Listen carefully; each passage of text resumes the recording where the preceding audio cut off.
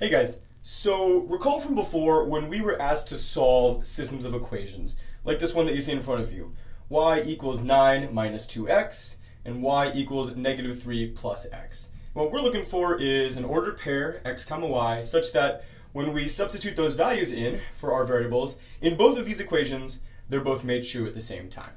And if you will recall, our first strategy was to graph both of these equations on the same set of axes and look where they intersect. Now, I certainly know how to graph these.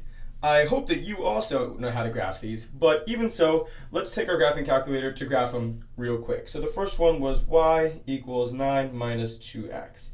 Alright, so this graph in green represents all the ordered pairs that make this equation true. All the ordered pairs that when we substitute it in, they work. The other one was y equals negative 3 plus 1x. And this equation in purple, all the ordered pairs on this purple graph make that equation true. And of course, it looks like they intersect. And it looks like they intersect right at the ordered pair 4, 1. So from these graphs, we determine that 4, 1 is the solution to this system of equations. If x were 4 and y were 1, both of these equations would be made true at the same time. I mean, check it out. 9 minus 2 times 4 is 1. And negative 3 plus 4 is also 1. So indeed, that is the solution to our system. Now I'm going to go ahead and insert that picture that I just took right here on our notes. All right. Fantastic. So we have our graphical solution right there in front of us. Now note there were some other strategies that we took to solve systems of equations as well. And one of them was the substitution method. So for instance, from this first equation, y equals 9 minus 2x, we're going to assume that both of these are true for a moment, and then determine what the values of x and y might be. So since y is equal to 9 minus 2x, anywhere we ever see a y, we can replace it with a 9 minus 2x. And you know where I think would be a great place to do it? Right here in this second equation. So let's take this 9 minus 2x, and we're going to substitute it in for y right there, yielding us a new equation. 9 minus 2x equals, well, now the rest of the equation remains the same, negative 3 plus x. Not a very difficult equation to solve. I'm sure we can do it, and let's go ahead and actually make it happen. So I think I'm going to go ahead and add 2x to both sides. Let's see, 9 equals negative 3 plus 3x. Let's add 3 to both sides. 12 equals 3x. And if we divide both sides by 3, we end up with the x-coordinate of our solution, namely 4, just like we had before. So far so good. And if we substitute 4 in for instance, this x value right there, we find that our y-coordinate must be 1. So two ways to solve the same system of equations. But here is something that I want us to take away from this. Take a look at this equation as it stands. 9 minus 2x equals negative 3 plus x. And we've seen tons of equations like this before, and we have a ton of skills with which to solve them. But one skill that we haven't used before, that doesn't really make a lot of sense with easy equations like this, but it's going to work for a lot of more equations, even more complicated ones that maybe we can't solve by hand, is if you have an equation like this, one way to solve it is to say, you know what? If I want 9 minus 2x to be equal to negative 3 plus x, why don't I graph y equals 9 minus 2x? And why don't I graph on the same set of axes y equals negative 3 plus x? And if those two graphs intersect, like right here, it means that for that x value, namely 4, for an x value of 4, 9 minus 2x is equal to negative 3 plus x. That means 4 is the solution to this equation right here. And not only is it the case that when 4 is x, these two sides are equal, they are both going to be equal to 1. So what's so great about this?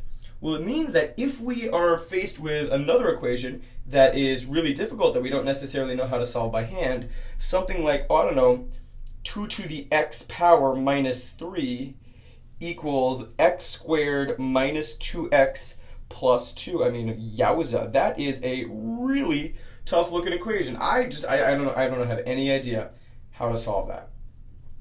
By hand, at least. And so you know what I think we can do? Well, let's take these and let's graph on a set of axes. Let's graph y equals 2 to the x minus 3. And let's graph y equals x squared minus 2x plus 2. And if those two graphs intersect, then it means that there is an x value for which this quantity is exactly equal to this quantity. So let's take a look. All right, we'll get rid of our old graphs, or we'll just replace them with new graphs. Okay, so our first one is y equals 2 raised to the x power minus 3, and the other one is going to be y equals x squared minus 2x plus 2. And it appears as though these two graphs indeed intersect at the order pair 3, 5.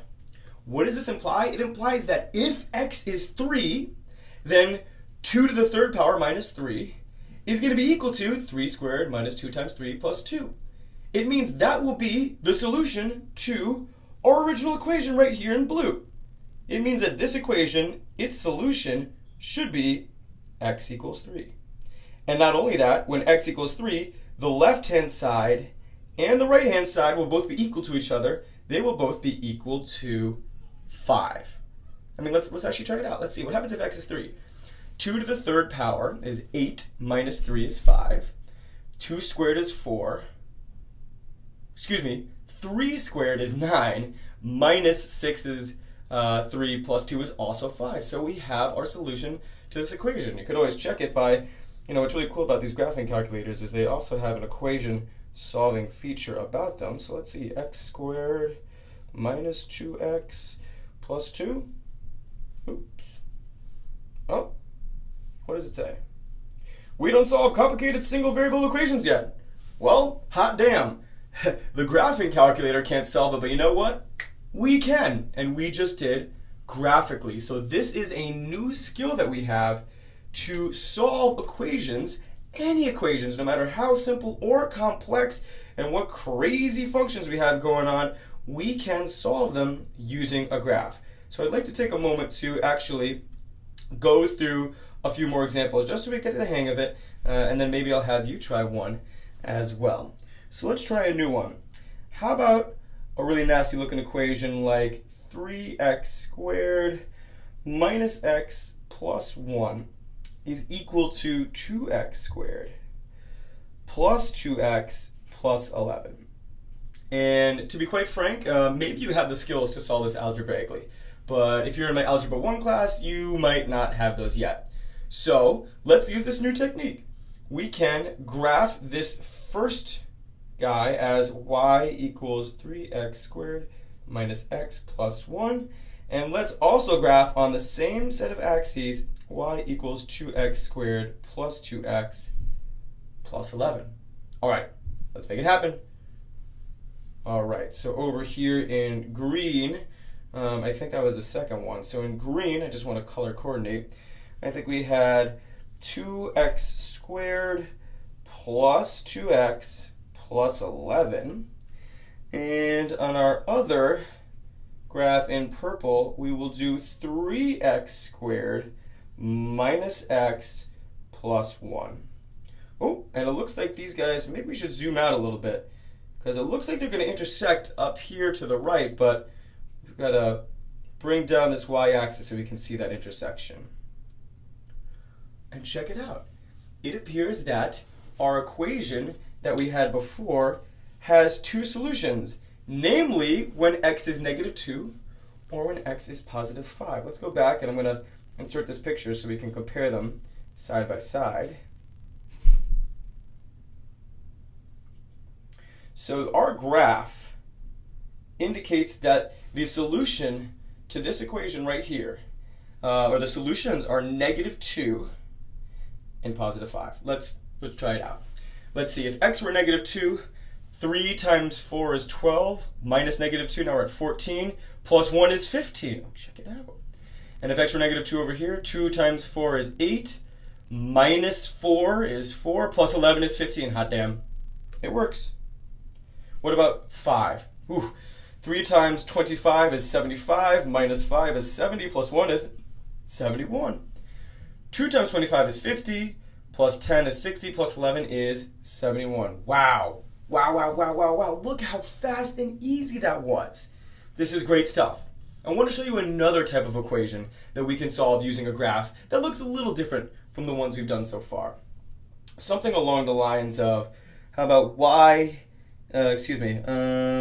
x squared plus 9x plus 18 equals negative 2.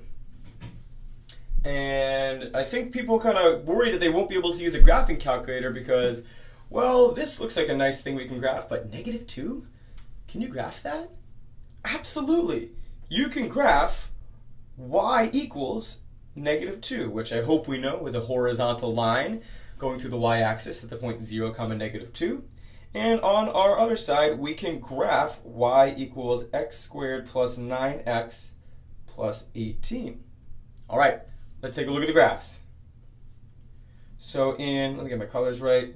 In green, we're going to do y equals just plain old negative 2. Negative 2. And on our x-axis, in our purple graph, we're going to graph y equals x squared plus 9x plus 18. And let's see where they intersect. Let's go back to our standard zoom default. There we go. Oh, and check it out. It looks like we have 2 intersection points. Right when x is negative 5 or when x is negative 4. And those are going to be the 2 solutions to that equation that we had written before. So let's go ahead and insert that into our notes. So the 2 numbers that will make this equation right here true are x equaling negative 5 or x equaling negative 4. And I will leave it to you to actually substitute those in and make sure that they work. But note to self, one other strategy you have is some people have no problem graphing these 2 and seeing where they intersect. Some people like to take this original equation and add 2 to both sides, yielding x squared plus 9x plus 20 equals 0. And people love solving equations graphically when it's blah, blah, blah, blah, blah, blah, blah equals 0. And supposedly, any number that made this equation true should make this equation true as well. So let's see what happens if we head on over to the right, and instead of x squared minus 9x plus 18, what if we made it 20? And we'll get rid of that guy, and we see, oh, check it out. For an x value of negative 5 and for an x value of negative 4, we do get a y value of 0. Those are our x-intercepts, so they are indeed the solutions to this equation right here. So 2 options for that. Last example, and maybe if you would like, you can pause the video and try it on your own before I do it, but I'll give you the heads up.